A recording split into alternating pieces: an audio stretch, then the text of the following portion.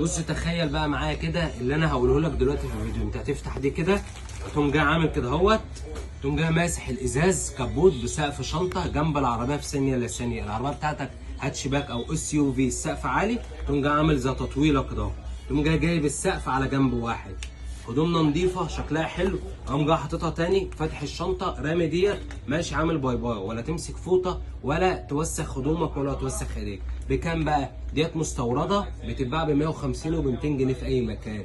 في معرض ماجد نصر ب 99 جنيه. فرشه زفره ب 99 جنيه مستورده، وبتطول وبتقصر، ولا توسخ ايدك ولا توسخ هدومك. انت تعمله هتدعي لي وتيجي تديني 99 جنيه وتاخد فرشه زي دي 99 جنيه تنظف العربيه بسهوله. وخلص الفيديو اقعد قلب في اللي بعده، هتعجبك حاجات حلوه قوي ورخيصه جدا. يلا باي باي.